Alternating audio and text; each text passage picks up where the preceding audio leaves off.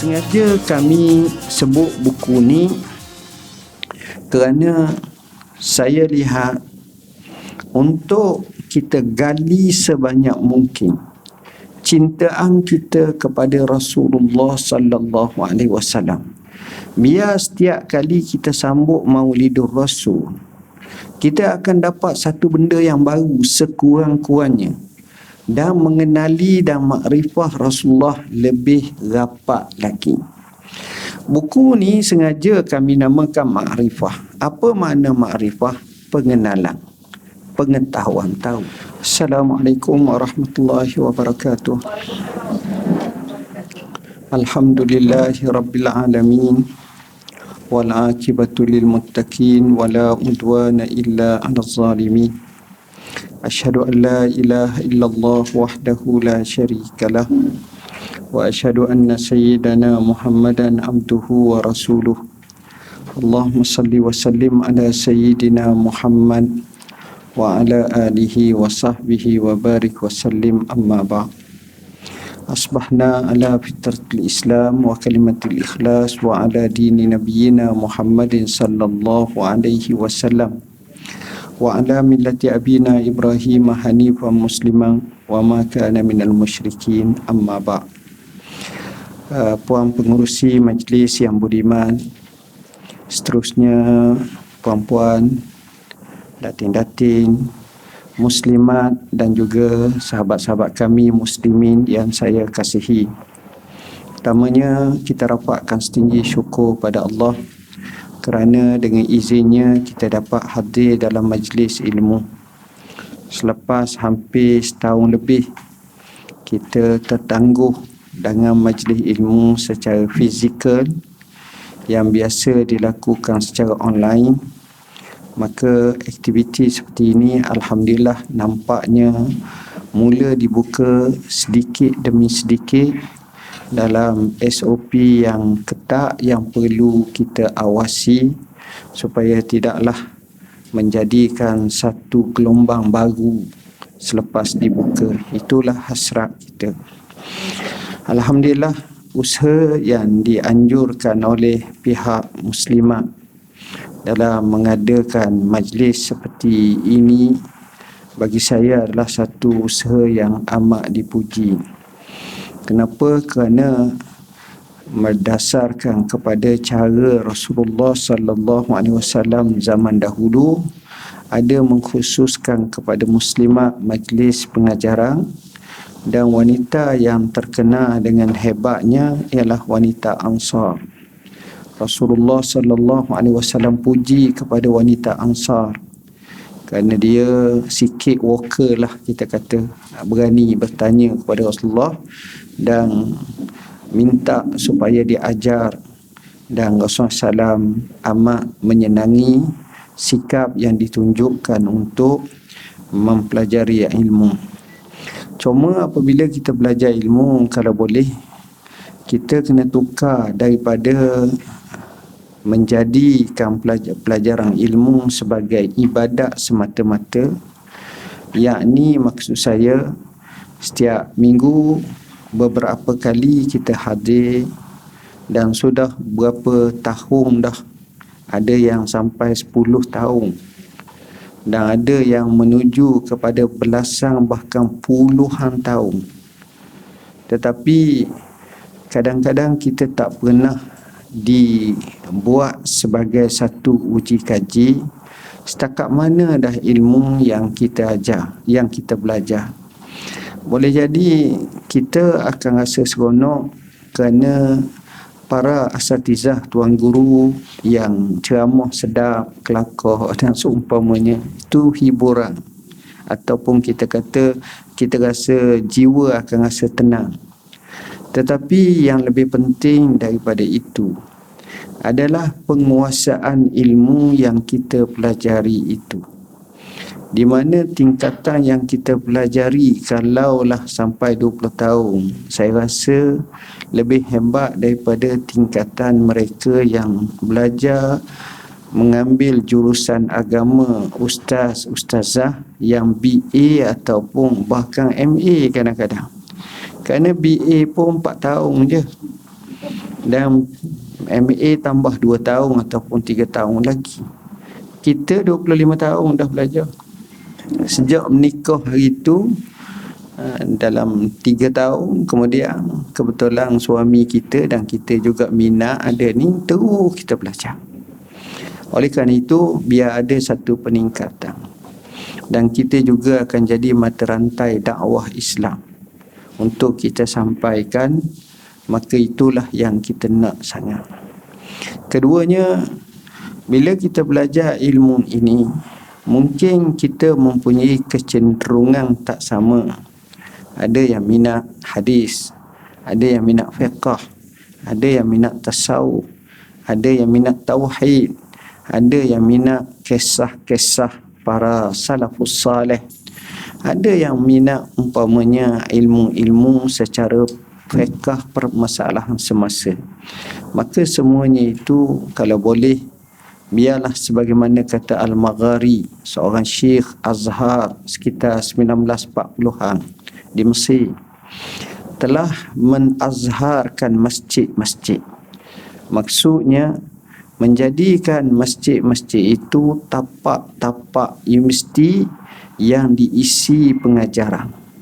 Dan perkara ini tidak pelik bila kita tengok tokoh-tokoh ulama yang berwibawa di dunia, yang kalau kita tengok umur-umur yang tua-tua, yang mungkin sebahagiannya masih wujud sampai sekarang, ada yang mereka tak pernah masuk universiti pun, tetapi kealiman itu mengatasi para ulama-ulama yang berada di universiti. Saya pernah bertemu dengan seorang syekh bernama Syekh Muhammad Awamah, alim besar dalam bahagian hadis. Dia pernah dipinjamkan di sini oleh USIM untuk menjadi profesor pelawak. Daripada situ dia bertemu dengan saya. Kemudian hubungannya cukup baik sekitar 10 tahun lepas. Dan dia berada berhampiran dengan Masjid Quba masa itu. Makanya saya pergi rumah dia, jadi hubungan pun makin akrab. Kemudian dalam 5 tahun kebelakangan ini dia berpindah ke Turki. Dan kebetulan saya berkunjung ke Turki, saya sempat pergi juga ke rumah dia.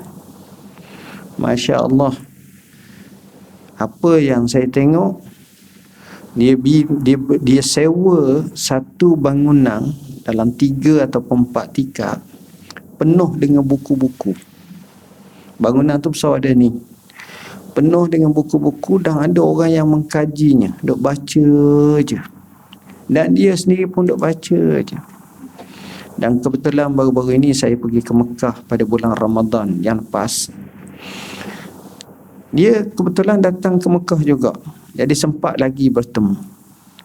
Dan baru-baru ni anaknya minta kepada saya untuk saya beri sedikit latar belakang ataupun ceramah ataupun takriz kepada Syekh dalam bahasa Arab untuk disiarkan oleh, kalau tak silap, Al Jazeera. Saya ialah sebagai hak seorang alim, saya sampaikanlah. Menariknya, budaya membaca itu, budaya mengkaji itu, menekuni ilmu itu, walaupun mereka tak sampai mesti setara mana, tapi mereka cukup handal ilmu. Sebab itu saya katakan para asatizah ataupun kita kata pelajar-pelajar, walaupun tidak kenal universiti, dia bukan penghalang untuk kita menjadi orang yang bijak, orang yang pandai, orang yang hebat.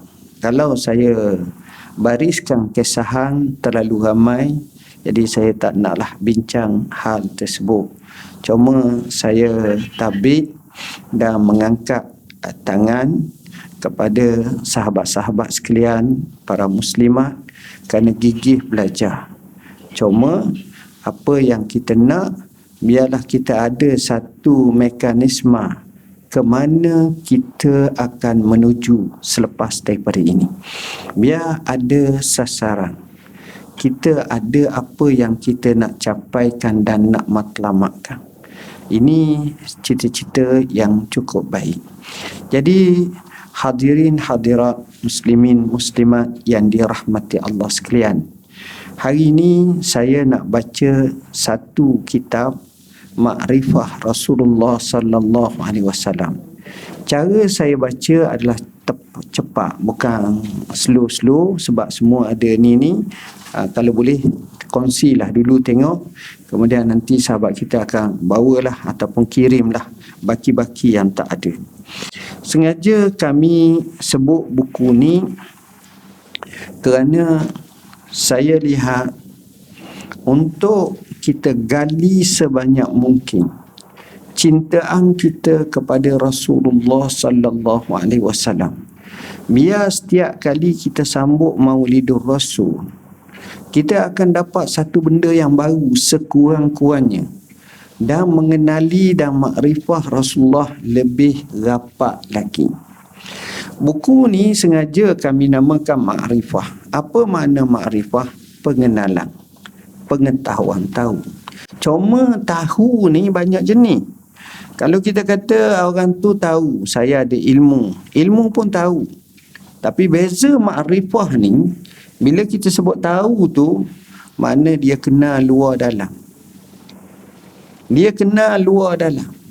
Macam mana tahu? Seorang ibu, dia tahu anak dia. Kalau dia tahu anak dia macam mana? Dia tahu tahi lalak ada kat mana. Dia tahu suka makan apa. Dia tahu kalau muka mengajuk, kalau sakit. Dia tahu sebab dia tahu. Itu tahu tu orang panggil makrifah. Makanya Rasulullah sallallahu alaihi wasallam diketahui dan diketahui tahu dan makrifah oleh Yahudi tentang Rasulullah SAW macam dia kenal anak-anak mereka. Allah berfirman, ya'rifunahu kama ya'rifuna abna'ahum. Mereka padri-padri, pendeta-pendeta Yahudi zaman dulu kenal Nabi Muhammad macam dia kenal anak-anak mereka. Justru satu cabaran kepada kita. Kita ni orang Islam. Kita ni duk rakyat cinta Rasulullah. Tapi kadang-kadang kita tak berapa nak kenal Rasulullah SAW.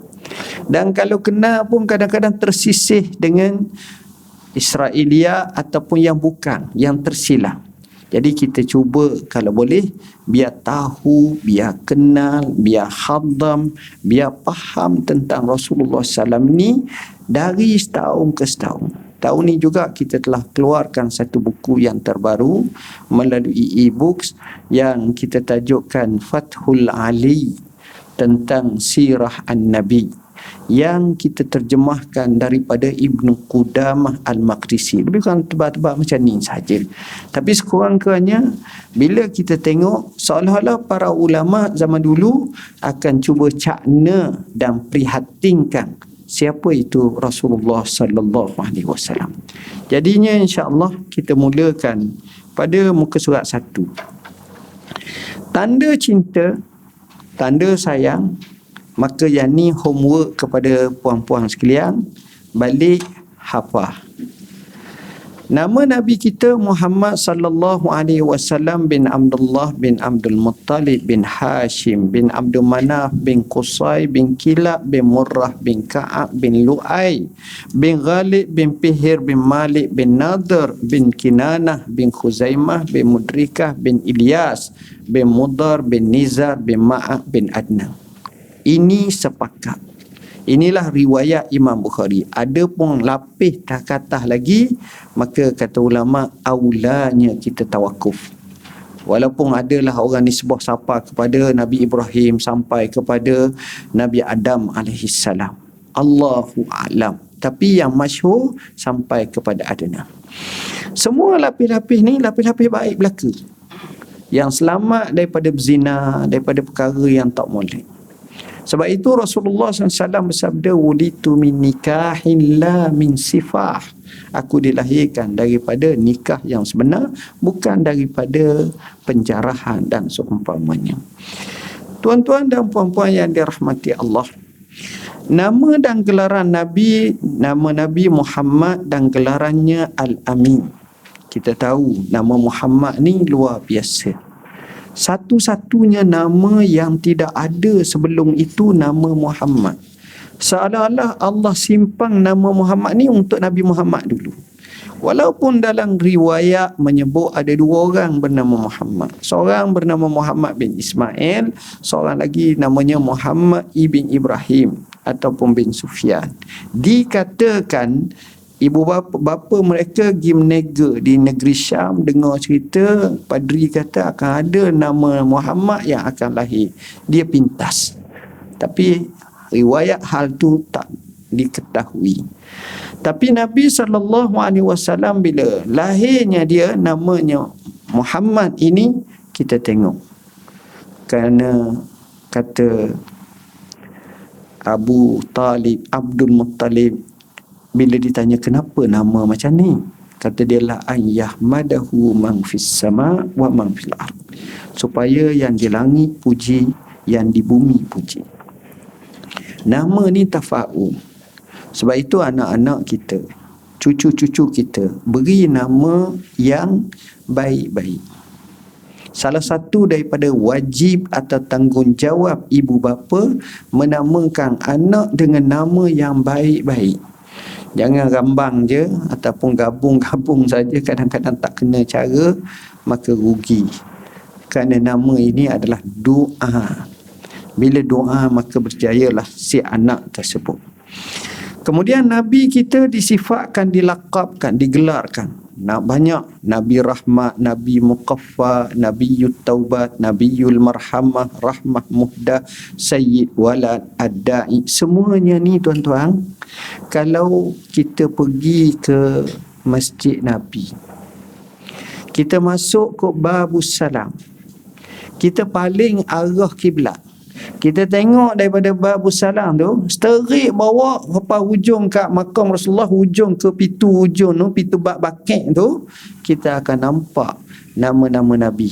Satu. Inilah gelarannya An-Nur, Al-Haq, Al-Urwatul Wusqa, Al-Muddassir, Al-Muzammil. Ini dipanggil gelaran ataupun laqab Rasulullah SAW.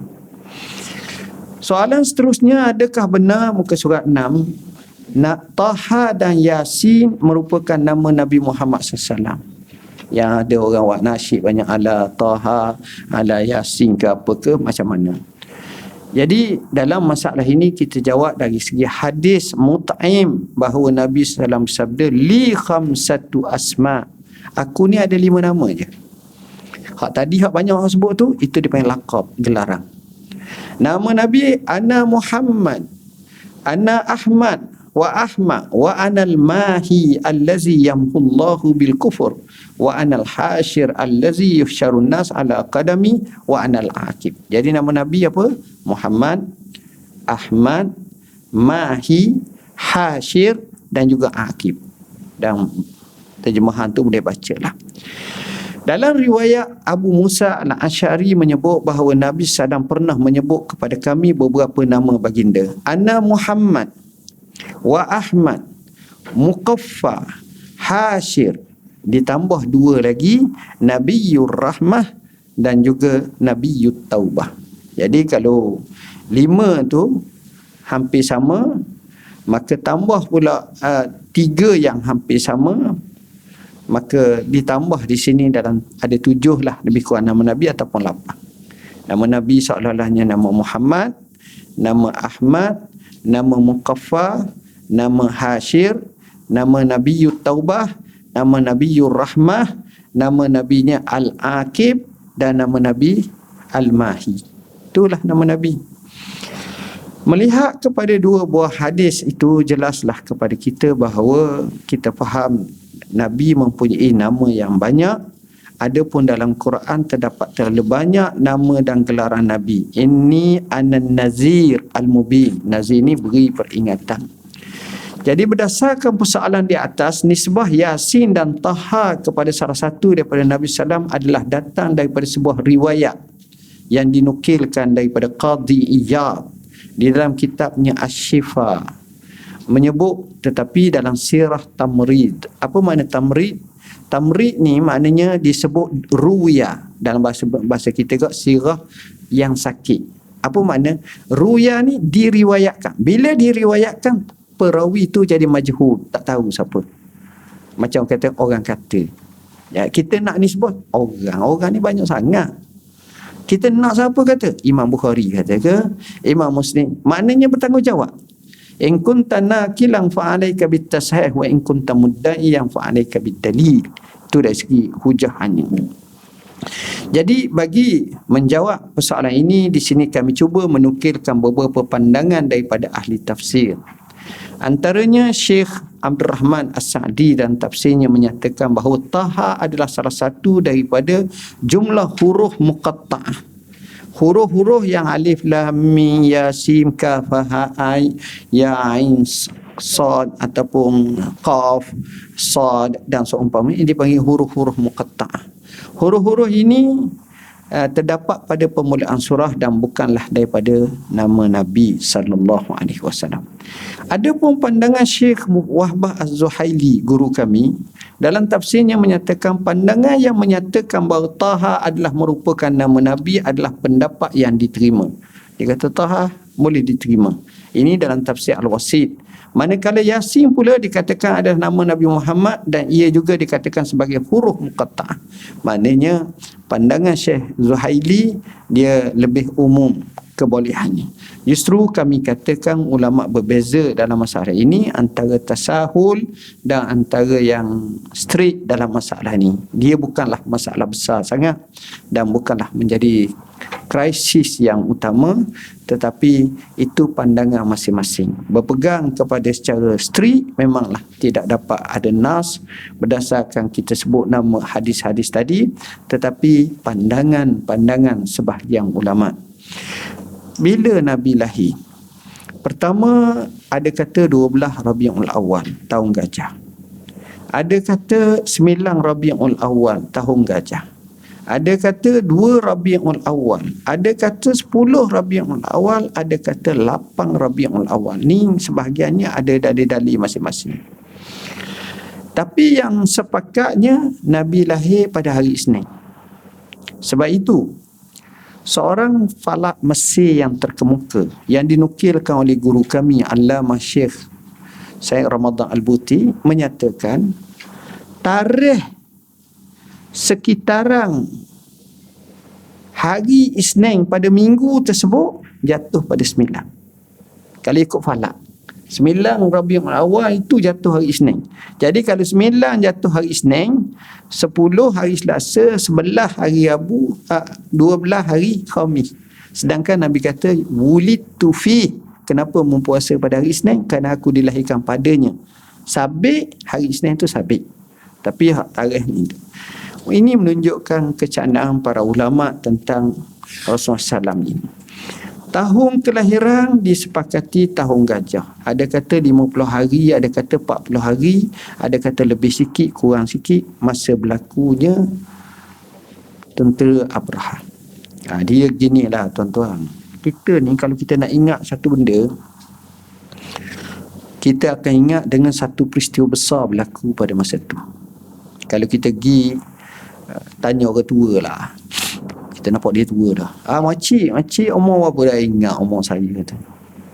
Gini makcik, nak tanya mudah je. Masa Jepun masuk Malaysia tu dulu, belum bintang 3 Jepun masuk, sekitar 1939 ataupun 40 sampai 43 gitulah, lebih kurang 45. Jepun masuk tu saya anak dara dah, anak 2 dah masa tu. Maknanya kita faham lah. Maknanya kita boleh ikut lah. Kalau Jepun masuk lebih kurang 70 tahun lepas dah katakan, maknanya capur lah 20 tahun, 25 tahun. Maknanya kita orang mau dia kat 1 tahun dah tu. Gitulah. Jadi dia akan disebutkan satu peristiwa besar berlaku. Masa tu tentera gajah. Tuan tak faham lah. Negeri Arab mana ada gajah sangat masa tu. Jadi bila masuk kejut. Bulan kelahiran bulan Rabiul Awal, hari kelahiran hari Isnin, hari bulan itulah yang disebut 9 Rabiul Awal. Masa kelahiran. Tepatnya Nabi lahir bila? Ada 2 pandangan ulama. Pertama, ketika fajar hampir menyingsing. Inilah pendapat Zubair ibn Bakar. Tapi ada juga pendapat yang kata Nabi lahir waktu pagi. Waktu pagi. Inilah pendapat Hafiz Abdul Fadl Al-Iraqi.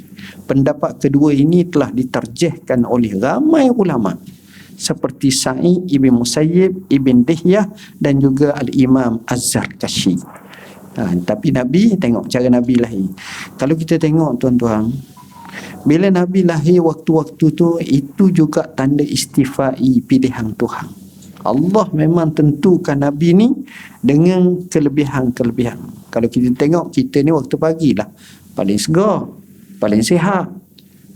Tengok, mana ada orang tidur mengatuk walaupun tidur. Tapi maknanya waktu pagi ni Allah bagi kelebihan terlalu banyak. Peristiwa yang berlaku selepas kelahiran ini dipanggil irhas. Kenapa irhas? Kerana Nabi masa tu belum jadi rasul lagi pun, baru lahir. Antaranya ialah 14 lengkungan gerbang istana Kisra telah gugur. Kisra ni di Parsi. Dia ada tiang tinggi. Kalau kita pergi pun nak pergi dekat dengan contohnya Jordan, kita masuk Petra, kita masuk kat namanya Jirash ataupun Jarash, kita akan tengok, oi besarnya. Kita boleh imagine 10,000 tahun dulu macam mana keadaan. 5,000, oi maknanya orang gagah besar, gagah, bangunan tinggi dengan pemikiran gaya mereka masa tu. Kira hebatlah. Api sembahan orang Majusi terpadam. Gereja di sekitar Bahirah Sawah telah runtuh. Walaupun begitu, Syekh Muhammad Al-Ghazali, ulama besar di Mesir, pengarang kitab Fiqhus Sunnah, Fiqhus Sirah, menyatakan dia tidak setuju dengan pendapat di atas. Maknanya dari segi pendalilan tidaklah berapa kuat sangat. Syekh Al-Albani berkata cerita runtuhnya lengkungan gerbang dan padamnya api daripada dalil semata-mata yang tidak ada kena-mengena dengan sebarang hukum. Dengan bahasa yang mudah, Syekh Salallah dapat berita tersebut tidak ada yang sahih. Kelahirannya diambil prihatin dan dicakna oleh rahib dan pendeta Yahudi, Rabai Yahudi. Ini betul.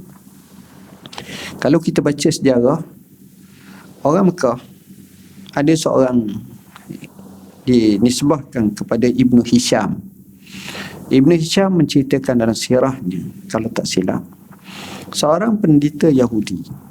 Pendeta Yahudi ni, dia ni peniaga kaya, pergi ke Mekah.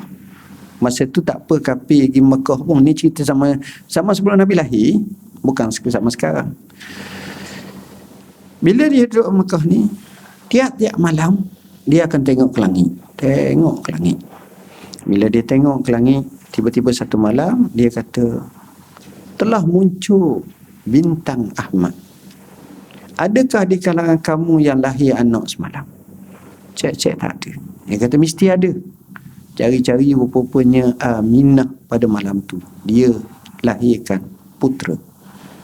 Dia kata dia nak pergi sekali. Dia pun diizinkan pergi. Bila dia pergi, dia kata dia nak tengok bayi ni. Bila dia tengok saja Rasulullah sallallahu alaihi wasallam yang usianya kecil itu, dia belek Nabi. Tengok depan, tengok belakang.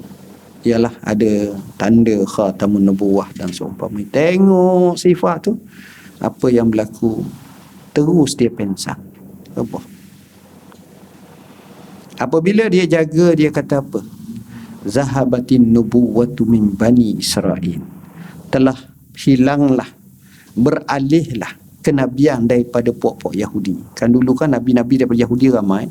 Nabi Musa, Nabi Habidah. Tak ada dah. Sebab Nabi Muhammad Nabi akhir zaman. Ini maknanya mereka duk tengok-tengok. Cerita yang sama berlaku tentang Raja Yaman. Yang nak cerita tentang Nabi lahir ni, Raja Yaman telah mimpi mimpi pelik. Dan cerita tu panjang, kalau saya cerita masa pun tak sempat lah kat lain. Dan terpaksa panggil dua orang pentadbir mimpi, namanya Syekh dan Sutai. Cerita tu nantilah kalau ada masa. Baik. Tempat lahir Nabi. Tempat lahir Nabi sepakat kata kota Mekah. Tapi exactly setepatnya di mana? Mereka kata di rumah Abi Talib, di Syekh Bani Hashim. Bidang yang menyambut kelahirannya ketika itu namanya Asy-Syifa, ibu kepada Abdurrahman bin Auf. Ibu kepada Abdurrahman bin Auf. Penulis menyebut beberapa pendapat yang lahir. Ada kata Nabi lahir di Syekh Bani Hashim. Syekh ni maknanya kalau kita pergi Mekah dululah, kita akan tengok banyak bukit. Bukit Jiak, bukit apa-apa, orang panggil Jabal lah, Jabal Qobeh, Jabal apa pun, Jabal Jiak bukit ni. Kalau orang pergi sana, kita tengok, dia akan tengok orang-orang yang duduk atas bukit, rumah-rumah tu dia jalan kot lereng-lereng bukit tu. Lereng-lereng tu orang panggil Syekh. Kalau kita baca Syak tu maknanya rakyat. Syak bu Malaysia, rakyat Malaysia. Tapi Syekh tu maknanya lereng-lereng. Sebab itu orang Arab buat bidalang, Ahlu Makkah adra bi Syekh biha. Ahli Mekah lebih tahu tentang lereng-lereng bukit kita. Macam kita lah, mari kampung sini, boleh buat Arab blok. Susah nak lalu ke mana. Tapi orang kampung sini mudah je tahu dah. Masuk kok jalan ni, kok ni ada, boleh lalu kok ni. Macam-macam yang boleh. Sebab dia tahu. Kita tak tahu, tak boleh. Itu dia. Baginda dilahirkan di Radem. Radem ni dekat juga dengan Mekah. Kadang-kadang kita tengok ada satu tempat namanya Alif Lam Ra Da Mim, Radem. Ada tempat yang kata setengah Nabi lahir di Usfan. Siapa dia yang pergi daripada Mekah nak pergi ke Madinah, dia tulis satu kalimah Usfan situ. Usfan. Jadi Usfan ni Ain Sin Per Alif Nun. Usfan. Baik. Ibnu Asir berkata, dikatakan Rasulullah menghadiahkan rumah tersebut kepada Aqil bin Abi Talib. Kemudian beliau meninggal dunia dan anaknya telah menjual rumah tersebut kepada Muhammad bin Yusuf. Tepat Nabi lahir tu, orang kata maktabah tak ada dah ni.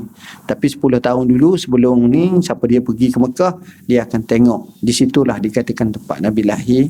Ibarat gak daripada situ dengan Kaabah tu lebih kurang dalam 100 meter je lah. Kalau kita jalan kaki tak sapa pun, tapi lebih kurang lah.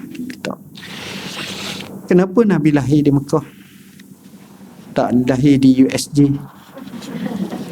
Sebabnya Mekah ini adanya Kaabah sebagai kiblat yang pertama. Hubungan sejarah bersilsilah sehingga Nabi Ibrahim dan Nabi Ismail. Kota Mekah ni tuan-tuan Ummud Dunia. Kota Mekah ni kita kata paksi kepada dunia. Dan Kaabah yang pertama yang dibina oleh Adam AS di Mekah. Jadi oleh kerana Nabi nak ajak manusia ke rumah Allah, maka lahir pun dekat dengan rumah Allah. Ini luar biasanya kota Mekah ini.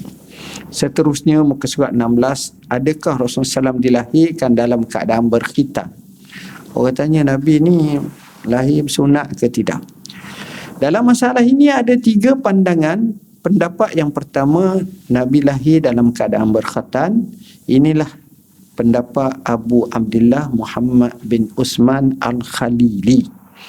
Yang kedua, baginda dikhatankan pada hari pembedahan dada oleh Jibril AS semasa di bawah penjagaan Halimatus Sa'diyah. Nabi duduk dengan Halimatus Sa'diyah hampir 4 tahun. Umur 4 tahun, dia pulang. Selepas peristiwa ni, jadi Halimah takut. Bawalah dia ke mak dia. Jadi mak dia pun belalah dia. Sempatlah 2 tahun, mak dia pun meninggal. Lepas 2 tahun mak dia meninggal, abah dia, atuk dia pula bela. Baginda dikhatankan oleh datuknya Abdul Talib pada hari ke-7 kelahirannya, sebagaimana pendapat Ibn Abbas. Ibn Abbas dia kata Nabi dikhatankan sebab sistem khatang ini sunnah Nabi Ibrahim daripada dulu. Jadi cerita ni bukan cerita baru, cerita lama, dan bukan pelik lah khatang. Rasulullah SAW sebagai anak yatim ini ada menyatakan dilahirkan selepas 2 bulan kematian bapanya. Ada juga pendapat menyatakan Rasulullah dilahirkan dan selepas itu barulah bapanya meninggal dunia. Jadi Nabi ni anak yatim. Yatim ni kata ulama, dia beza dengan orang lain. Anak-anak orang lain sebut abah, abi. Tapi Nabi sebut Rabbi, Tuhanku, Tuhan. Maknanya seolah-olah tak bergantung kepada makhluk. Dia langsung ditarbiah oleh Allah. Kadang-kadang orang ni terpengaruh dengan abah dia, dengan atuk dia, dengan ni. Tapi Nabi siapa dia yang pelihara dia? Siapa dia guru dia? Iqra wa rabbukal akram. Orang lain tok guru mereka mulia, tapi Nabi tok guru mereka bukan mulia, tapi maha mulia. Allah. Jadi beza keadaannya. Jadi tak ada tangan-tangan memanjai Nabi, tak boleh. Tapi Allah yang tarbiyah Rasulullah SAW. Alam yajidka yatiman fa'awa. Tidakkah kamu dapati Nabi ini sebagai yatim? Allah beri tempat tinggal, beri bantuan ni. Penyusuan Nabi, sebagaimana Rasulullah SAW disusu oleh ibunya sekejap, kemudian Suwaibah al-Aslamiyah hamba kepada Abu Lahab, dan akhirnya diambil oleh Halimah As-Sa'diyah. Jadi kalau kita tengok, susu ibu boleh memberi kekuatan dan kesihatan kepada bayi. Dalam kitab Nurul Yaqin, satu kitab sejarah, ditahqiqkan oleh Adnan Maulud Al-Maghribi menyebut yang menyusu Nabi itu ada 8 orang. Ibunya Aminah, Suwaibah Al-Aslamiyah, Khawlah binti Munzir, Barakah tu Ummu Aiman. Ummu Aiman ni yang pengasuh kepada Nabi yang ditinggalkan oleh abah dia. Halimah Sa'diyah dan 3 orang wanita daripada Al-Awatiq. Al-Awatiq ni maknanya namanya Atikah. Atikah. Kalau Atikah seorang, Atikah. Kalau Atikah 2 orang, Atikata ni.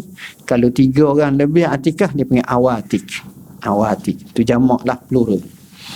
Jadi antara yang disusui oleh Suwaibah pula Masruh, Hamzah bin Abdul Muttalib, Abu Salamah. Ini yang jadi Nabi ada saudara sesusu. Antara saudara susuan Rasulullah SAW ialah Abdullah ibn Al-Haris, Anisah binti Al-Haris, Huzafah atau Juzamah binti Al-Haris, iaitu Syaima, gelaran yang dikenali dari nama asalnya, Sufyan bin Al-Haris, Hamzah bin Abdul Muttalib. Jadi Hamzah ni 2 pakak. Pakak pak saudara, pakak saudara susu, umur sama. Dia selepas daripada ataupun ketika Abdullah kahwin dengan Aminah, saat yang sama Abdul Muttalib nikah. Zaman dulu nikah ramai, bukan orang terpelik. Yang nikah. Jadi hak ni dapat anak, hak ni dapat cucu. Jadi Abdul Muttalib dapat 2 lah. Dia dapat anak dia Hamzah, dia dapat cucu dia Rasulullah sallallahu alaihi wasallam. Umur sebaya, lebih kurang sebaya dengan Nabi. Ni Hamzah. Ada cerita dalam setengah riwayat, Aisyah Halimah ni dia duduk kampung. Jadi orang yang nak dapat ekstra duit lebih, puak-puak perempuan ni akan pakat sama-sama mereka pergi ke kota Mekah untuk nak ambil anak susu. Mereka akan pergi ramai-ramai bersama. Halimah As-Sa'diyah tu makna bahagia. Sebenarnya Halimah binti Abi Zu'aib nama dia. Halimah ni dikatakan dia pergi bersama, dia naik keldai. Keldai dia pula kuruh. Dia naik. Biasanya mereka akan pergi sama. Lebih kurang dalam 200 ataupun 300 meter nak sapa di kota Mekah, masing-masing pakat pecuk, tinggal kawan. Sebab nak pilih, takut dapat anak Tan Sri, anak Datuk Seri, anak bangsawan, sebab upah besar sikit. Jadi bila buat lari macam kerja macam ni, hak paling kediang sekali Halimah. Sebab keldai dia tu kuruh, dorok. Nanti jadi lambat sampai. Bila lambat, orang lain boleh cuk semua dah, boleh ambil dah semua. Hak ni, oh saya anak Tan Sri, hak ni anak Datuk Seri. Mana bangsawan Quraisy. Akhirnya sampai kat Nabi Muhammad, anak siapa? Anak yatim. Anak yatim orang tak nak lalu. Orang tak nak lalu. Dia sendiri pun rasa tak nak. Payah. Sebab apa? Sebab laba tu takkan banyak. Sikit lah. Takkan boleh banyak. Akhirnya dia mari mikir. Pada tak ambil lalu, baik ambil juga. Pela-pela lah balik ni kita nak ambil juga. Dia pun datang. Dia kata Allah bayar cash kepadanya. Allah bayar cash selepas dia ambil.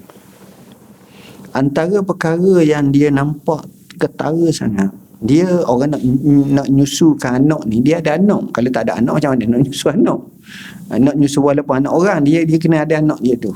Jadi anak dia banyak kali tak cukup susu merengek. Yelah, dia bukan orang kaya.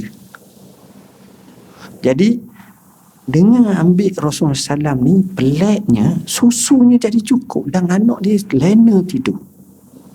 Allah bayar.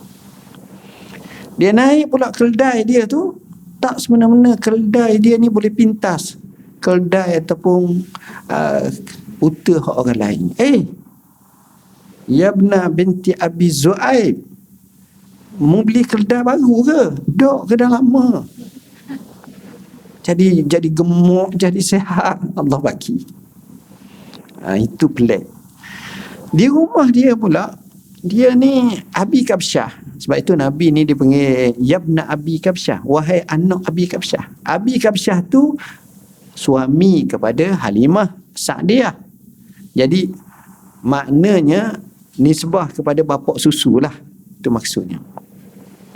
Abi Kabsyah ni pula, dia ni bela kambing. Kabsyah ni kibas lah kalau kita gok kadang-kadang tu dia ada kambing. Kambing dia ni ialah musim kemarau. Kadang-kadang tu dengan bawa Nabi Muhammad sallallahu alaihi wasallam, saat jiran-jiran lain kambing kuru, kambing dia gemuk. Susu banyak kambing, beranak pun banyak. Akhirnya suami ni kata kat isteri dia kata, aku yakin budak ni sesuatu yang pelik. Dia rasa dah budak ni pelik ni. Ini innaha lanasamatun mubarakah. Dia ni diibarat seolah-olah jiwa yang diberkati Tuhan. Tengok Allah bagi. Tengok Nabi SAW. Maknanya Nabi ni tuan-tuan, sejak lahir lagi sifatnya rahmatan lil alamin banyak. Suhaibah dengan sebab dia susu Nabi, akhirnya dia dimerdekakan oleh Abu Lahab. Yang Nabi tumpang rumah boleh hidup. Tu hebatnya Rasulullah SAW. Ialah seorang rasul yang luar biasa. Saya bila sebut antara saudara susuan Nabi ni, salah satunya kita tengok nama dia Abdullah bin Haris. Abu Kabsyah tu nama Haris lah, nama dia, gelaran Abi Kabsyah. Dikatakan 50 tahun ataupun 60 tahun kemudian, makna Nabi dalam hampir nak meninggal dunia dah, Nabi duduk di kota Mekah, di Madinah dah masa tu. Sebab selepas daripada 53 tahun Nabi hijrah. Wahyu 40 tahun lebih kurang. 13 tahun duduk di Mekah, maknanya 53. Selepas daripada tu Nabi pergi ke Madinah, duduk Madinah. Jadi masa Madinah tu bila dah stabil, banyak buka negeri-negeri. Buka ni. Orang Arab Bedui pun ramai masuk Islam, orang ni. Salah satu tempatnya Nabi kepung, sahabat-sahabat pergi kepung satu tempat, dapat tangkap ramai orang. Dapat tawang lah, kata orang, dapat tawang musuh dan kawasan tu. Tengah tawang tu ada seorang perempuan. Dia kata, lepas aku. Orang tanya, kenapa? Dia jawab, saya ni saudara Muhammad, kakak Muhammad. Orang pun terkejut habis. Mana ada Muhammad ada kakak? Akhirnya bawa kat Rasulullah SAW. Bila bawa kat Rasulullah SAW, Rasulullah tu hampa sejadah, dudukkan perempuan ni.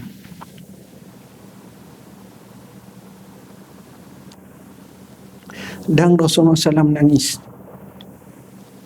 Rupa-rupanya ni lah yang kita baca ni, namanya tu Huzafah atau Juzamah binti Al-Haris yang digelar sebagai Syaimah. Dengan sebab itu semua mereka tawanan ni dibebaskan.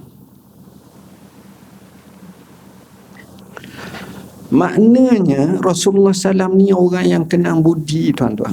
Dia bukan macam setengah orang dia lupa. Nabi tak, dia kenang orang-orang.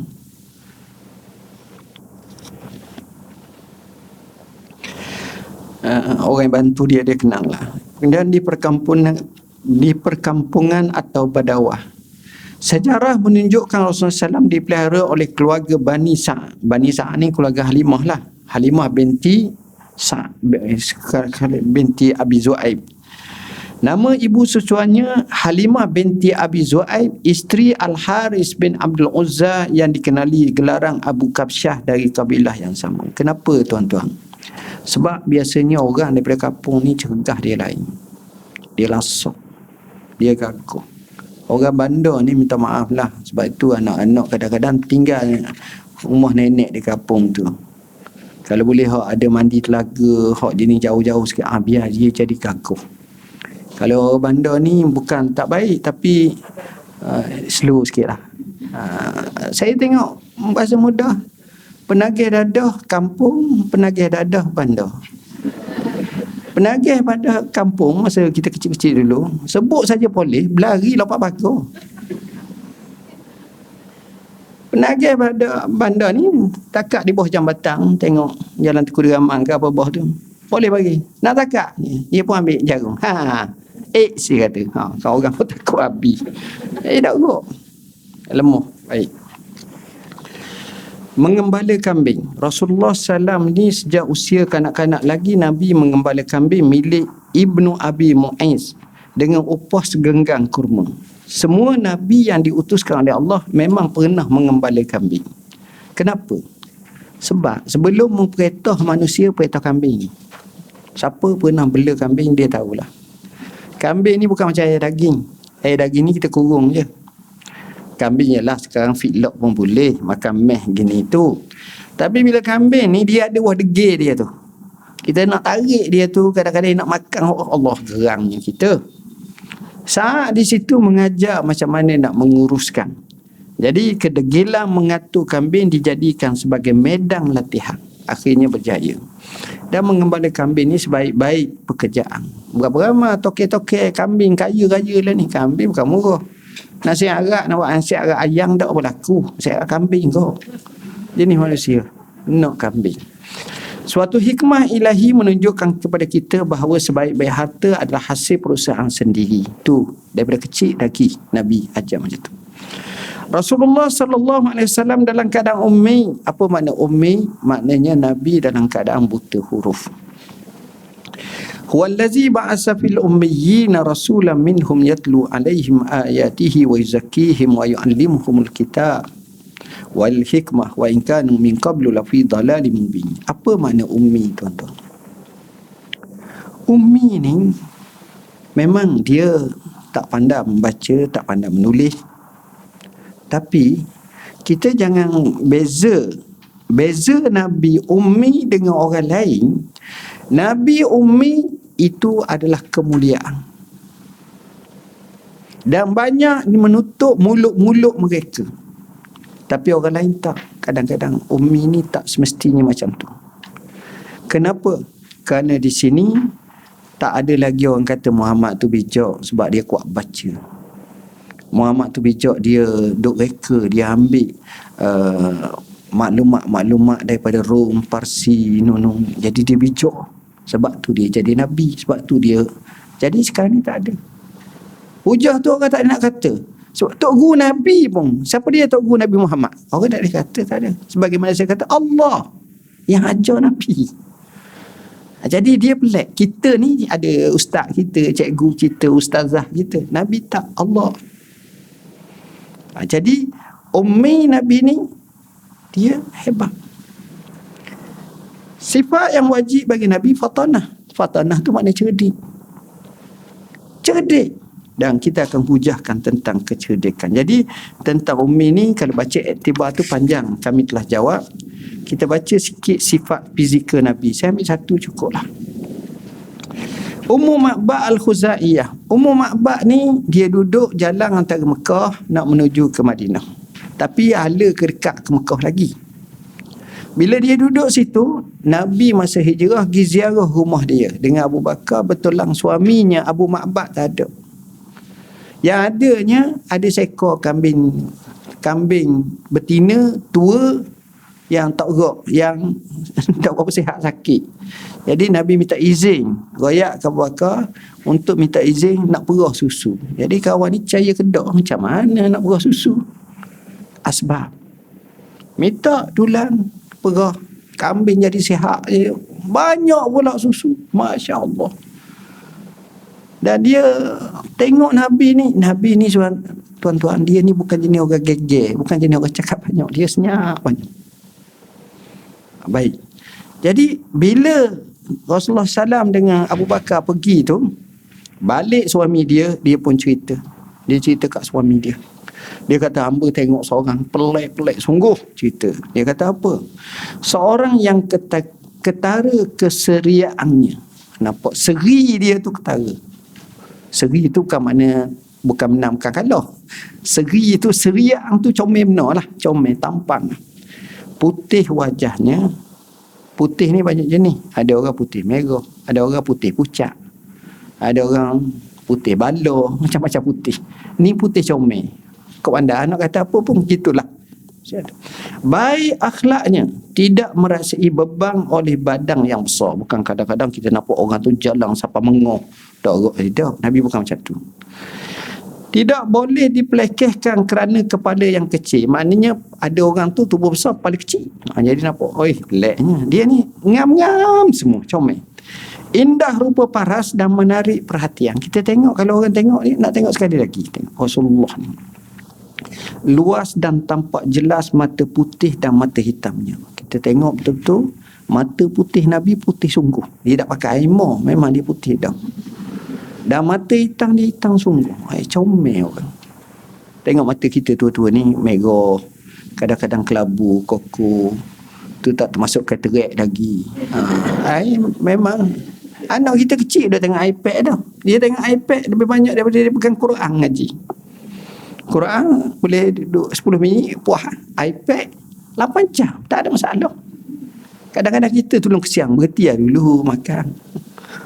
Tu pun nak habis lagi. Alim anak-anak kita lah ni dengan iPad. Tengok. Rambutnya lebat. Suaranya serak-serak basah. Sedap suara itu. Suara serak-serak basah. Lehernya jinjang. Ada orang tu bulat. Kelong itu. Tak, dia tinggi. Comel, orang comel. Mata hitamnya sangat ketara kehitamannya. Tampak orak lengannya. Maknanya tangan dia ni kemah lah. Alisnya nipis. Mata dia ada nipis. Keningnya bersambung. Rambutnya sangat hitam. Rambut Nabi walaupun dia tua, dia tak ada ubah. Kecuali ada orang kira 16 helai saja. Dia jalan dengan Abu Bakar. Abu Bakar muda dia 2 tahun.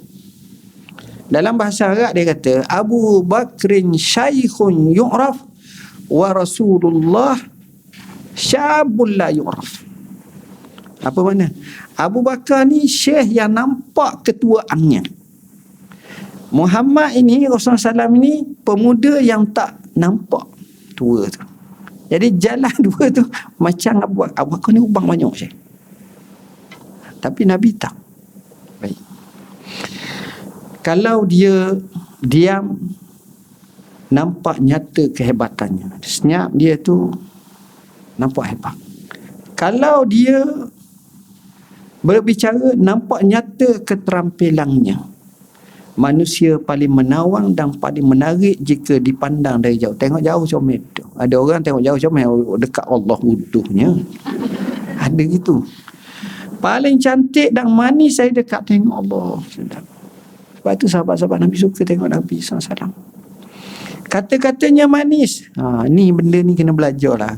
Payuh kita nak belajar. Kita ni cakap banyak menguguk. Padang dah, berat dah. Teruk dah. Nabi tak. Nabi sentiasa beri kehidupan, beri rasaan, semangat. Kita tengok orang sakit teruk, kita tengok padan dah. Aku rasa 2 jam ni mati. Kawan tu sejam setengah mati lalu dah. Dah kena ujuguk macam tu. Nabi tak, dia tengok orang ni, dia kata la ba'sa tuhurun insya-Allah. Dia beri pengharap. Itu cara Rasulullah SAW. Kesegakannya memadai dengan selapis pakaian sahaja. Ada orang tu comel sebab pakaian comel. Tapi Nabi letak mana-mana pakaian selapis pun tetap comel. Sedap tengok. Tidak bertutur perkataan yang sia-sia. Ni payahlah kita, ya Allah. Ni cabaran. Dan mengaruk lagi lah. Tutur katanya bagaikan jalinan batu permata yang menjulur keluar. Sebab itu Nabi ni, kelebihan dia, cakapannya dia sebut utitu bijawami'il kalim. Apa makna jawami' kalim? Cakap pendek, maksud yang padat dan menepati sasaran. Kita cakap panjang, mendengar ceramah, dengar. Mendapat cakap aku dah tahu. 2 jam setengah tak tahu. Nak suruh poin 3 poin dah kadang tu. Tapi Nabi tak. Untuk kemudian Nabi ni sederhana ketinggiannya. Nabi tak tinggi, tak rendah. Saya ada pergi rasmi, saya ingat dalam 3 ataupun 4 tahun dulu. Masa tu saya jadi mufti. Saya diminta resmi di PWTC, pameran Rasulullah SAW. Adalah dalam nak resmi tu ada orang yang ini, dia tunjuk saya tungkat Rasulullah. Bukan tungkat Rasulullah, tapi jenis kayu tungkat Rasulullah, namanya asyajar. Jenis kayu ni molek, cantik, nampak. Kemudian ada hak kayu yang diambil hak tempat Nabi lalu masa hijrah tu, ada jenis pohon kayu tu. Kayu tu warna putih. Saya tak bawa. Biasa kadang-kadang saya pakai, saya jalan pakai warna putih tu. Jadi saya tanya dia, saya kata kajian-kajian awak ni banyak ni, rasa-rasa Rasulullah ni tinggi mana orang? Nak gambarkan 1400 tahun dululah, 1400 tahun, bukan sekarang. Dia kata ikut saya punya kajian, Rasulullah SAW tinggi ni lebih kurang dalam 8 kaki. 8 kaki tu nak kata tinggi sangat tak menasabah tuan-tuan. Kalau 1400 tahun dulu, 1400 tahun dulu. Dia kata Khalid, kalau dia baca Khalid ni rendah. Khalid ni 6 kaki je. 6 kaki pun tinggi daripada kita sikit tu. Tapi hebat Khalid. Tapi Sayyidina Umar terkenal dengan tinggi sangat. Tinggi lah kalau zaman dulu tu. Segak lah. Tak lah. Kita ni Melayu ni bukan Arab. Kalau kita pergi Mekah, mau tengok setengah-setengah orang Arab kan, sekaki tinggi pada kita. Kita tengok, tinggi Datuk ni. Kita 5 kaki 5 katakan. Ataupun, iyalah. Tapi dia tinggi. Taklah tinggi sangat. Sederhana ketinggian. Ini sebuah keseluruhan. Baik. Untuk memandangnya tak perlu menunduk. Nak tunduk. Mana tunduk tu rendah ke? Dan tak perlu mendongak. Siapa tekok tinggi sangat. Kita je rasa. Tu cerita. Ni cerita orang Arab cakap dengan orang Arab. Bukan kita cakap. Kita ni orang Melayu masa kita ni. Tu kata. Bagaikan satu ranting antara 2 ranting. Kalau dia bertiga, maknanya ada rati panjang, ada rati rendah, dia tengah tu. Comel lah. Senang. Maka dialah yang paling menarik perhatian dan paling mendapat tempat. Dia mempunyai teman-teman mengelilinginya. Majlis Nabi ni pelik tak? Dia Nabi ni, ramai sahabat suka mengerumuni. Dan dia tak macam kita kata sembang kedai kopi. Dia bukan. Dan kadang-kadang majlis itu senyap je. Mereka merasa ketenangan. Ibarat kalau kita kata terapi terbaik lah atas muka bumi. Duduk kat dia senyap. Tenang je. Ni duduk sini kat Bengke nak. Dr. Zul bila nak tamat ni. InsyaAllah dekat dah. Nabi tenang. Tu cara Nabi. Jadi sahabat-sahabat suka ke dia? Suka. Kalau dia berkata sesuatu, Nabi buka mulut je. Pakat mu. Sungguh. Dengar. Cara Nabi tu, dia cakap je, semua akan Allah tu. Ada orang tukang catat. Abu Hurairah tukang catat, Muawiyah tukang catat, apa lagi Abdullah bin Umar tukang catat, Abdullah bin Abbas masa tu kecil sangatlah catat juga, Anas bin Malik pun catat hadis-hadis Nabi. Pelik lah, memang tak ada dah orang macam tu ni. Dia tu, mereka tu khusyuk mendengar kata-katanya. Kalau dia suruh je sesuatu, segera pakai buat. Mana ada orang macam tu saya. So, terus laksana je. Ibarat kami kazi lah semua sanggup buat. Kalau dia sentiasa dipatuhi dan dikerumuni, orang suka dengan Rasulullah. Orang suka sangat dia. Tidak bermasam muka dan tidak mempelekehkan orang. Allah Akbar, ni payah kita ya Allah. Nabi ni tu cara dia. Jadi kisah Nabi ni panjang. Ali bin Abi Talib pun ada cerita lagi sifat-sifat dia, gambaran pun ada lagi, akhlak Rasulullah pun ada. Kalau saya nak bahaskan memang panjang. Saya ambil pada muka surat 42 sikit. Sengaja saya ambil muka surat 42. Hak lain baca sendiri. Tengok orang barat cuba kata kepada Nabi kita. Profesor bertaraf dunia John Adair memperakui baginda sallallahu alaihi wasallam adalah pemimpin terbaik sepanjang zaman.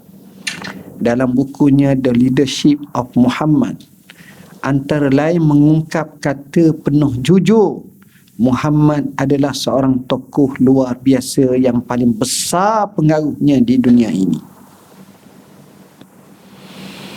Saya terlupa nak masukkan, saya baca ada satu buku, lebih kurang tajuknya 40 manusia yang paling berpengaruh di muka bumi. Dia nak bentang tu di England. Bila dia bentang tu, dia kata dia kaji betul-betul dan dia dapati bahawa Muhammad adalah yang pertama, walaupun dia bukan Islam. Sebab sejujurnya itulah kesan Muhammad. Tokoh barat yang terkenal Bernard Shaw, Bernard Shaw, dia menulis Genuine Islam. Muhammad adalah manusia agung yang pernah dilahirkan di dunia. Beliau membawa satu agama, mendirikan sebuah bangsa, meletakkan dasar-dasar moral, memulakan banyak pergerakan pembaharuan sosial dan politik, serta juga berjaya mendirikan masyarakat yang kuat dan berdaya dinamik bagi melaksanakan dan mewakili ajarannya. Ini luar biasa tuan-tuan. Kita tengok pula contohnya Mahatma Gandhi. Dia berkata, pernah saya bertanya siapakah tokoh yang paling mempengaruhi manusia. Saya lebih yakin bahawa bukan pedanglah yang memberikan kebesaran pada Islam pada masanya, tapi ia datang daripada sifat kesederhanaan, kebersahajaan, kehati-hatian Muhammad, serta pengabdian luar biasa kepada sahabat dan pengikutnya, tekadnya, keberaniannya, serta keyakinan pada Tuhan dan tugasnya. Semua ini menyingkirkan segala harangan. Ketika saya menutup halaman terakhir volume 2 biografi Muhammad, saya sedih kerana tiada lagi cerita yang dapat ditinggalkan daripada hidupnya yang agung. Ni kacamata tokoh yang bukan Islam. Tengok Nabi macam tu. Tengok. Lama time. Muhammad adalah seorang agamawan, reformis sosial, teladan moral, administrator masa, sahabat setia, sahabat yang menyenangkan, suami yang penuh kasih sayang, seorang ayah yang penyayang. Semua menjadi satu. Tiada lagi manusia dalam sejarah melebihi atau bahkan menyamainya dalam setiap aspek kehidupan. Luar biasa tuan-tuan. Kita kalau nak buat ceramah macam ni, mungkin sehari semalam tak habis. Sifat rajin dia, sifat kuat ibadat dia, sifat dermawan dia, sifat soleh dia, sifat baik dengan keluarga dia, sifat selesai masalah dia, semua sekali. Jadi Rasulullah SAW ni adalah tokoh yang amat luar biasa. Tuan-tuan dan puan-puan yang dirahmati Allah, ketokohan Nabi ni, saya hanya terkagum salah satu yang paling besar yang menjadi question mark kita lah. Kalau kita tanya orang-orang hebat, kalau boleh perintah negara ni, berapa tahun cukup untuk buat satu pembaharuan negara? 10 tahun? 10 tahun dah ada. Banyak. Dah berapa tahun? Sedaknya 30 tadi. Itu pun tak tahu lagi. Itu baru jangka masa gini-gini. Nabi hanya 10 tahun. Ekonomi terbaik. Menukar sistem kapitalis ribawi kepada Islam. Menukar pasar milik Yahudi kepada milik pedagang-pedagang Islam luar biasa. Ekonomi dia berjaya. Kepimpinan. Dia melahirkan pemimpin-pemimpin dalam semua cabangan. Dalam pemerintahan. Tak boleh orang lawan lagi setakat ni lebih pada Abu Bakar. Sayyidina Umar bila tengok Abu Bakar yang jadi pemimpin macam tu, Sayyidina Umar kata apa? Ya Aba Bakrin lakan at'amtal khulafa ba'dak. Wahai Abu Bakar, kamu telah meletihkan mana-mana khalifah datang selepas kamu, tak mampu nak ikut kamu. Umar siapa tak kenal? Sahabat-sahabat yang lain, panglima-panglima yang luar biasa, tentera. Kalau saya sebut seorang je nama seorang tentera, tuan-tuan mungkin tak kenal pun dia. Tapi kualiti dia seolah-olah 3,000 panglima tentera Parsi. Dia seorang ni. Kita tengok maknanya kehebatan-kehebatan yang Nabi munculkan daripada dia itu semua lapangan. Bayangkan seorang sahabat bernama Mus'ab ibn Umair. Nabi hantar dia menjadi pendakwah ke kota Madinah sebelum Nabi datang ke kota Madinah. Hijrah. Sebelum datang lagi dia telah mengislamkan lebih 1/3 penduduk kota Madinah. Berjaya tuan-tuan. Berjaya sahabat-sahabat Nabi ni. Sebab murabbi agungnya Rasulullah SAW. Yang ini luar biasa. Masa dia sikit je. 10 tahun. Tapi dia boleh buat keseluruhan. Taraf ketenangan hidup masa tu adalah tertinggi dan terbaik di dunia. Dia ada, kalau kita kaji sekarang ni dia ada satu peringkat PBB, dia akan tulis negara yang mempunyai kebahagiaan penduduk. Malaysia nombor berapa tak tahu. Tapi cerah lima pasang sejam sekarang ni. Kalau ikut dalam 2 minggu lepas lah, dalam laporan. Tengok. Ketenangan ni, hari ni nampak macam sebahagian tak tenang ni. Ada bermasalah ni. Masalah. Termasuk yang tukang ceramah.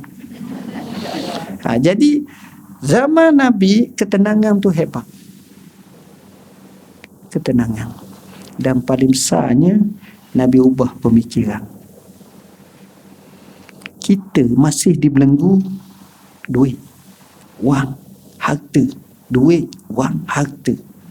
Kita selalu duk tengok tu. Jarang kita sebut, Mak ataupun Aminah, hang nampak termenung ni apa pasal ni? Kawan dia tanya. Saya sedang memikirkan saya ni masuk syurga ke tidak. Wow, hebat kau. Kita pun jadi terkejut. Sebab kita tak diajar macam tu. Kita diajar mikir, anak susah, anak masalah. Lepas tu suami, lepas tu rumah tangga, lepas tu kereta, lepas tu kita akan dilingkungi dengan masalah hidup sahaja. Kita tak ba'dal maut, selepas mati. Jadi dengan sebab itu caranya beza. Sahabat memang luar biasa. Dan yang hebatnya Rasulullah SAW, dia bukan semata-mata teori, tapi praktikal. Itu mahalnya.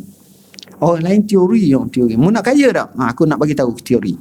Tukar bagi pun tak kaya. Tak apalah. Kamu nak ni tak? Tapi Nabi ni dia buat sendiri. Itulah teori yang cukup hebat. Jadi tuan-tuan, masa ni saya sebut dalam buku saya, masa peliharalah. Ni buku yang paling saya sayang. Saya kaji sikit sebanyak, kita nak berjaya start dengan masa. Dan saya sebut macam mana kehebatan Nabi dalam ni. Saya ambil tokoh barat, saya ambil tokoh ulama silam yang hebat-hebat, kerana mereka ada satu bab namanya barakatuz zaman, keberkatan masa mereka. Jadi yang ini penting dalam hidup kita. Nabi dia selalu damping Quran. Kita dengan Quran macam mana? Anak-anak kita baca Quran ke tak? Keluarga kita baca Quran ke tak?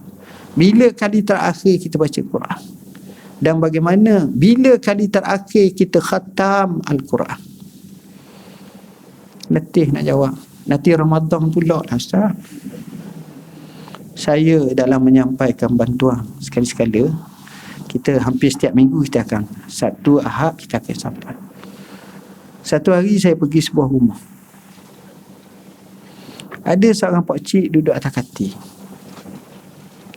Sampai rumah tu kita bagi bantuan, dia beria nak tunjuk kat saya satu Quran.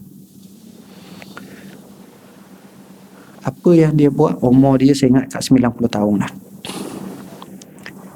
Dia tunjuk kat saya, Quran tu usang, lusuh, tapi boleh baca lagi lah. Terpaksa di plastik, diplasterkan di luar, di ni lah Quran. Dia kata, Quran ini saya baca sejak saya muda sampai sekarang. Quran ini saya telah khatam. Dia tunjuk tarikh. Setelah sampai tahap ni, sampai sekarang ni 130 kali. Kata bagus. Ni saya tak cakap hak hafiz-hafiz tu. Hak tu soal lain. Ni orang biasa yang cintakan pada Quran. Ya, kita kena tengok Quran. Macam mana kita? Saya sebut dalam buku tips hafazan Quran. Cerita budak-budak yang luar biasa. Salah seorang budak yang ada atas muka bumi ni sekarang luar biasa, namanya Jihad Al-Maliki. Boleh search dalam video, dalam YouTube. Umur 13 tahun, Quran suti hafal. Orang kata anak aku hafal Quran. Betul, anak tuan bagus. Dia hafal Quran, dia ingat muka surat Quran. Dia ingat nombor ayat Quran. Dia boleh baca ayat kat belakang. Maknanya jangan tepuk ke depan. Kuliah ayyuhal kafirun sambung. Boleh lah. La budu mata budu. Ni sebut faman ya'mal misqala dzarratin khairan yarah. Sebut daripada belakang. Dia sebut dari belakang pula. Saya kudu subhat, sebut ke belakang. Sebelum ingat. Hadis dia hafal. Saya rasa sekarang ni 6 kitab dia hafal. Sahih Bukhari, boleh ingat hadasana riwayat ni, nombor hadis berapa, luar biasa tuan-tuan. Kasih pada Quran. Disebut min hufazil wahyai. Saya pernah dijemput oleh Amir Madinah. Saya ingat dalam 4 tahun ke 5 tahun lepas, untuk jadi tetamu dalam majlis anugerah penghafal hadis. Oh, saya kagum saya tengok. Saya balik, saya tubuhkan Ma'alim As-Sunan. Ma'alim As-Sunan, kalau anak-anak ada nak belajar, pergi belajar lah. Dekat kami belajar, kami bagi percuma je belajar. Ni di bawah Mawid Majlis Agung. Saya sempat tubuh dua universiti, dua sekolah. Satu namanya Pondok Moden Abakirah. Pondok Moden Abakirah ni belajar pondok, dia belajar akademik. Ya, kita tak payahlah minta-minta derma ni, sebab kita terus bawah Mawid, senang. Dan guru pun cukup gaji macam-macam. Menariknya sekolah tu mula-mula saya ingat dalam 5 tahun dulu, dia punya SPM dia dapat 3.8. Grade rendah lah. Rendah. Lepas tu naik 2.8. Lepas tu naik 2. Baru ni 5 sekolah terbaik di Malaysia. Boleh buat. Berjaya cemerlang. Budak-budak jadi. Ada yang belajar Madinah, ada yang belajar Jordan, ada yang belajar Mesir, ada belajar UiTM, ada belajar USIM, ada belajar macam-macam.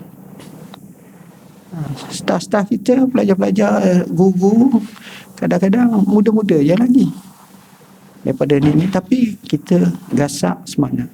Termasuk juga hadis ni. Jadi bila saya tengok macam ni, cita-cita saya biar adalah di Malaysia nanti mereka yang benar-benar boleh hafal Quran, hafal hadis. Kita tak ada lagi. Jadi buku ni kita cerita macam mana tiap azam kecil. Banyak sekali kisah-kisah yang luar biasa. Kita kata kita cinta Rasulullah. Bila kita cinta Rasulullah, tak dapat tidak kita kena baca hadis Nabi.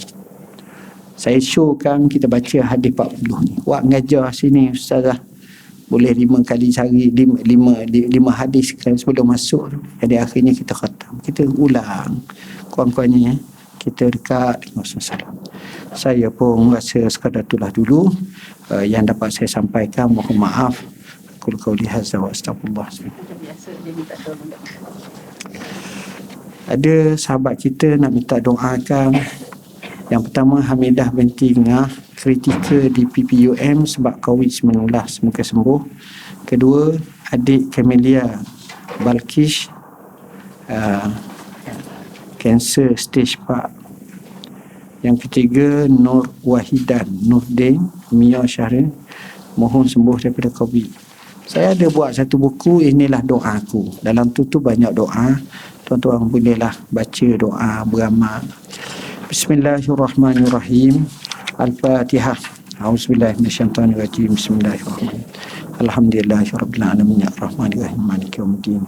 Iyyaka na'budu wa iyyaka nasta'in ihdinas siratal mustaqim siratal ladzina an'amta 'alaihim. Ya Allah ya Rahman ya Rahim ya Dzal Jalali wal Ikram.